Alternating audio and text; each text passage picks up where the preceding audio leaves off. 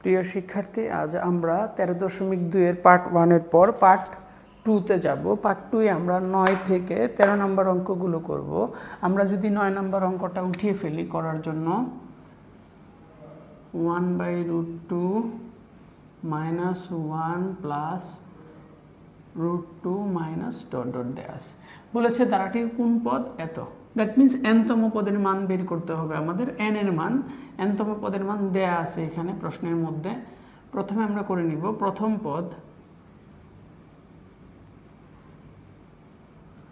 1/√2 সাধারণ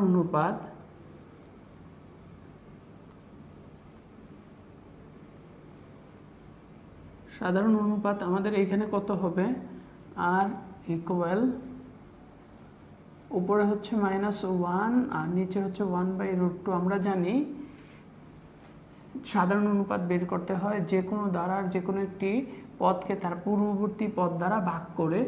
এখানে যেহেতু -1কে ভাগ করতেছি, আমার উল্টে গেলে গুণ হয়ে যাবে, দ্যাট মিন্স -√2 হবে। আমরা এখানে ধারাটির কোন পদ এত নির্ণয়ের জন্য যে কাজটা করলাম, প্রথমে ধারাটি উঠিয়ে নিলাম, তারপর প্রথম পদ বের করলাম এবং সাধারণ অনুপাত যথারীতি সাধারণ অনুপাত আমরা বের করার জন্য দ্বিতীয় পদকে প্রথম পদ দ্বারা ভাগ করে নিলাম, সাধারণ অনুপাত বের হয়ে গেল। তারপর n-তম পদের সূত্র করলাম। n-তম পদের সূত্রটি হলো ar⁻n-1 এবং যার মান প্রশ্নের মধ্যে আমরা পেয়েছি 8√2, তাই আমরা 8√2 এখানে বসিয়ে দিয়েছি। তারপর যেটা আমরা করলাম, দেখো এখানে ছিল 1/√2, দ্যাট মিন্স এর মানটা এই √2টাকে এই পাশে নিয়ে আসছি। √2 আর √2 গুণ হয়েছে, তাহলে 2 হয়ে যায়, 2 × 8 16 হয়ে যায়, তাই আমরা একবারে 16 লিখে দিলাম। 16 লিখে দেওয়ার পর আমরা যেটা পেলাম -√2n-1 আছে, তাই আমরা এই পাশেও কি করলাম, √2⁸ মানে হচ্ছে 16, কিন্তু এখানে যেহেতু জোড় সংখ্যা আছে পাওয়ার, তাই এখানে মাইনাস দিলে কোনো সমস্যা হয় না। আমরা বেসগুলোকে একই রকম বানানোর জন্য এটাকে মাইনাস দিয়ে দিলাম। তো এখন বেসগুলোকে যদি আমরা কেটে দিই, 8 = n-1, আমরা যদি সাইড চেঞ্জ করি এবং যোগ বিয়োগ করে দেখি, তাহলে আসতেছে n = 9। আমরা পদ সংখ্যা পেয়ে গেলাম n = 9। শেষে আমরা এখন 10 নম্বর অঙ্কটি করব। 10 নম্বর অঙ্কটি করার জন্য আমাদের যেটা করতে হবে, প্রশ্নটার দিকে লক্ষ্য করলে দেখব লেখা আছে 5 + x + y + 135 গুণোত্তর দ্বারাভুক্ত হয় যদি x y এর মান কত, বা x y এর মান নির্ণয় করো, এটা বলছে আমাদেরকে। তাই আমরা দ্বারাটি উঠিয়ে প্রথমে প্রথম পদ লিখলাম এবং সাধারণ অনুপাত, এখানে সাধারণ অনুপাতগুলো যদি তোমরা লক্ষ্য করো দেখো x y তারপর হচ্ছে 135, এই জন্য আমরা কি করলাম x/5 y/x এবং 135/y লিখলাম, কারণ আমরা জানি সাধারণ অনুপাত বের করার নিয়ম হচ্ছে কোন পদকে তার পূর্ববর্তী পদ দ্বারা ভাগ করলে বের হয়ে যায় সেটা। তাই আমরা এটাকে একটা সমীকরণ দিয়ে রাখলাম যাতে আমাদের পরবর্তীতে কাজে লাগলে আমরা এটা সহজে ব্যবহার করতে পারি। তো আমরা যে কাজটা করব, এখানে দেখো 1 2 3 4 নম্বর পদের মানটা দেওয়া আছে, তাই আমরা চতুর্থ পদটা লিখে নিব।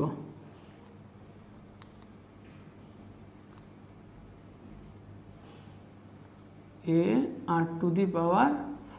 - 1, যেহেতু এটা চতুর্থ পদ তাই 4 - 1 হয়েছে। এটার একটা মান দেয়া আছে আমাদের প্রশ্নের মধ্যে, সেটা হচ্ছে 135 = এর একটা মান আছে 5, আর আর এর মানটা হচ্ছে আমার x/5। আমরা এটা বসাবো, আর অনেকগুলো মান আছে কিন্তু আমরা x এর মান বের করার জন্য এটা বসাবো। এখন এইটা যদি এই পাশে চলে আসে, 5 যদি এই পাশে চলে আসে, সেটা হয় এরকম 135/5 = x³ 5³। তো আমাদের এখানে এটা কাটাকাটি করলে 27 হয়ে যায়, 27 মিন্স 3³, আর এইটাই পাশে চলে আসলে হয় 5³, আর এখানে থাকে x³। তা আমরা জানি যে কিউবগুলো একবার আমরা কেটে দিতে পারি, যেহেতু সবগুলোই কিউব আছে। একটা লাইন করে নিই আমরা, x³ = 3 × 5 হোল কিউব। কিউবগুলো কেটে গেলে x = 15। আমরা এখন পেয়ে গেলাম x এর মান হচ্ছে 15। এখন x এর মানটা আমরা 1 নম্বর সমীকরণে বসাইলেই আমরা y এর মানটা পেয়ে যাব। 1 নং এ x এর মান বসিয়ে পাই। 1 নংয়ে যদি আমরা x এর মান বসাই সেক্ষেত্রে আমরা কি পাচ্ছি, মানটাকে বের করে ফেলবে। তো সেই জন্য আমরা যেটা করতেছি 1 নং সমীকরণে x এর মান বসিয়ে পাই। x এর মান যদি আমরা বসিয়ে দিই 1 নং সমীকরণে, যেটা পাই সেটা হচ্ছে 15/5 = y/15। আমরা যদি এইটাকে এটা দ্বারা মাল্টিপ্লাই করি বা এইভাবে লিখি y = এখানে আসতেছে আমাদের 15 × 15 আর নিচে আছে 5। আমি যদি এই 5 দিয়ে এই 15কে কেটে ফেলি 3 হয়, তাহলে 45। দ্যাট মিন্স আমার এক্স ওয়াইয়ের মানগুলো হয় এরকম, x, y এটা হয় 15 আর একটা হয় 45। তোমার এক্স ওয়াইয়ের মানগুলো বের হয়ে গেল 15 আর 45।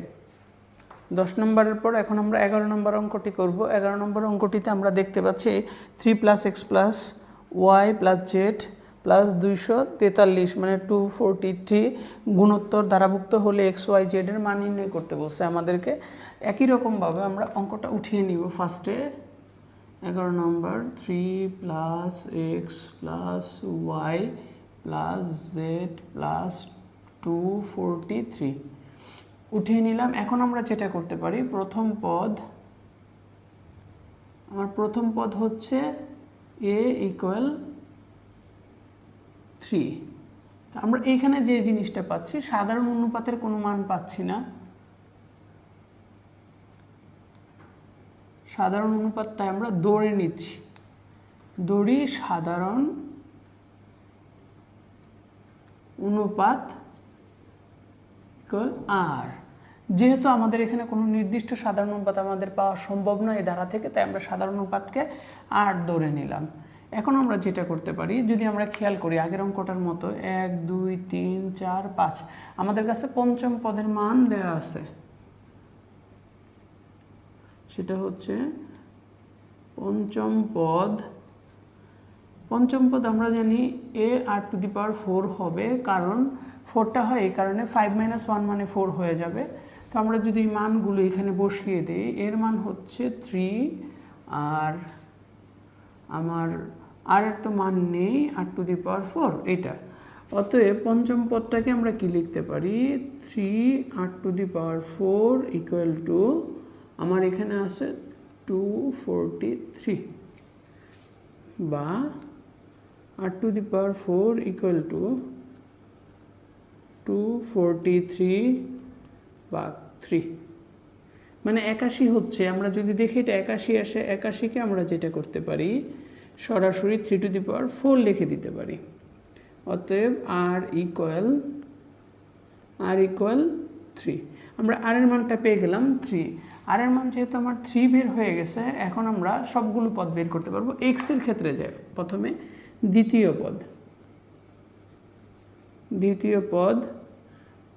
পদ আমাদের করতে হবে ar। দ্বিতীয় পদের সূত্র হচ্ছে a × r। a হচ্ছে আমার 3, r হচ্ছে 3 = 9।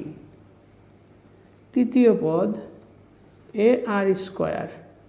প্রথমে হচ্ছে a3r, r² হচ্ছে 3², দ্যাট মিন্স 9 × 3 27। চতুর্থ পদ, এক্ষেত্রে আমরা যেটা করতেছি ar³ = 3 × 3³ 81। আমাদেরকে বের করতে বলছিল x, y, z এর মান। আমরা যদি দেখি দ্বিতীয় পদ = x, দ্বিতীয় পদ x হলে তৃতীয় পদ হচ্ছে y আর চতুর্থ পদ হচ্ছে z।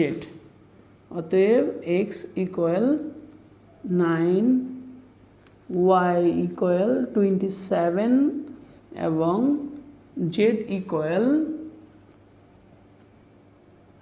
81। এ হলো আমাদের অ্যান্সার।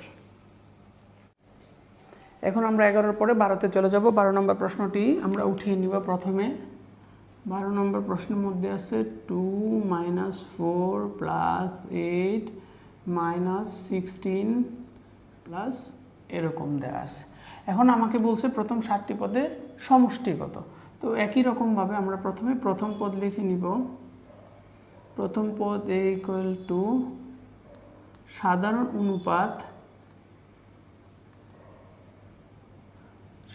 অনুপাত যেহেতু এটা গুণোত্তর দ্বারা অবশ্যই অনুপাত হবে, r ইকুয়াল -4/2 ইকুয়াল টু -2। আমরা জানি r এর মান যদি 1 থেকে ছোট হয় তাহলে সূত্রটা কেমন হয়, সমষ্টির সূত্রটা, বা বড় হলে কেমন হয়। এখানে ছোটটারটা হবে যেহেতু r এর মান ছোট 1 থেকে। আর পদ সংখ্যা দেওয়া আছে আমাদের এখানে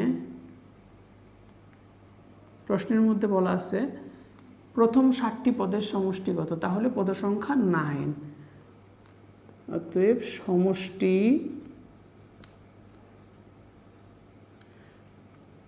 Sn ইকুয়াল a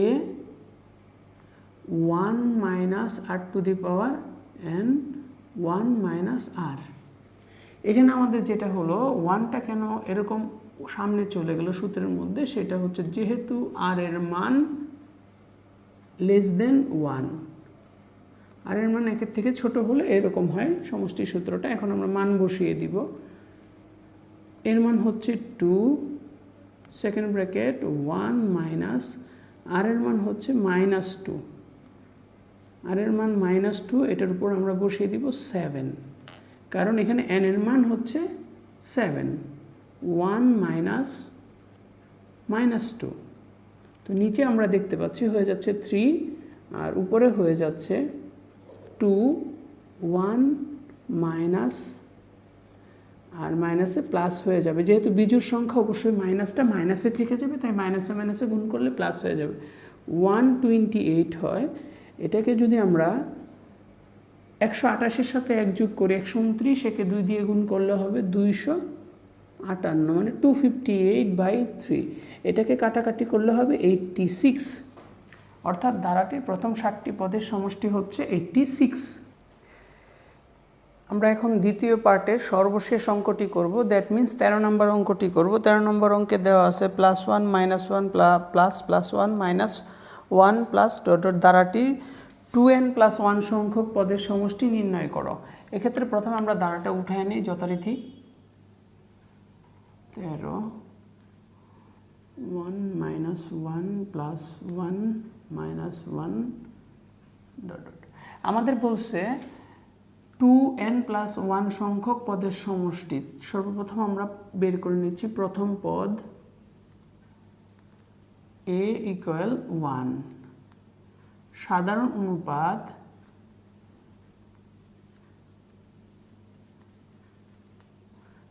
অনুপাত এখানে আমাদের যেটা হবে r equal to -1/1 equal to -1 হয়।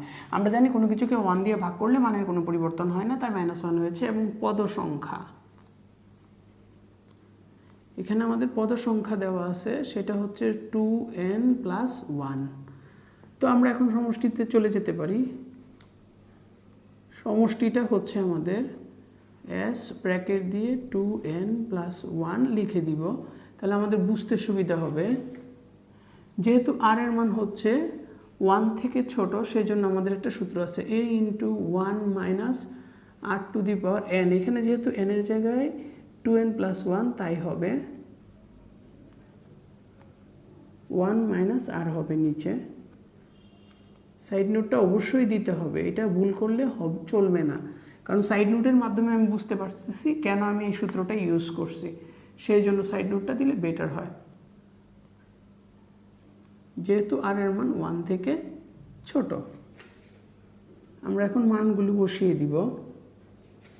এর মান হচ্ছে 1, আর 1 মাইনাস r এর মান হচ্ছে -1। আমরা এখানে পাচ্ছি 2n+1, আর দেখো আমরা পাচ্ছি হলো যে এর মান বসালাম a1, r এর মান, তারপর ব্র্যাকেটের ভিতরে 1 মাইনাস r এর মান -1, সেটা বসিয়ে দিলাম। আর পাওয়ার হচ্ছে 2 টু দি পাওয়ার n+1, আর নিচে হচ্ছে 1 মাইনাস -1। r এর মান বসানোর পরে এটা পাই, আমাদের যেটা আসে নিচে আসে 2। এখন আমরা দেখব উপরে কত আসে। নিচে তো 2 চলে আসলো, উপরে যদি আমরা এটা দেখি 1 আসে। তো আমরা এই জিনিসটাই খেয়াল করি, এখানে যেহেতু 2n + 1 আছে, n এর জায়গায় আমি যতই বসাই 1 যোগ করলে সেটা বেজোড় সংখ্যা হয়ে যাবে। আর আমরা জানি পাওয়ার যদি বিজোড় হয় যে কোনো সংখ্যার উপরে তার সামনে যদি মাইনাস চিহ্ন থাকে অবশ্যই সেটা মাইনাস থেকে যাবে, কারণ চিহ্ন পরিবর্তন হবে না। আর হচ্ছে 1-এর উপরে যতই পাওয়ার থাকুক সেটা 1ই হয়, তাই আমরা এটা লিখতে পাচ্ছি 1 এই মাইনাস আর এই মাইনাস গুণ করে হয়ে যাবে +1। তো আমার এটা হচ্ছে 2/2 = 1। এর দ্বারাটির 2n + 1 সংখ্যক পদের সমষ্টি বের হলো 1। প্রিয় শিক্ষার্থী, আমাদের পার্ট 2 শেষ হয়ে গেল। তো আশা করি তোমরা অঙ্কগুলো বুঝতে পেরেছো। আর যদি কোনো সমস্যা থাকে তাহলে তোমরা কমেন্টের মাধ্যমে জানিয়ে দিও, আমরা চেষ্টা করব তোমাদের এই সমস্যাগুলো সলভ করার জন্য। ভালো থেকো, আল্লাহ হাফেজ।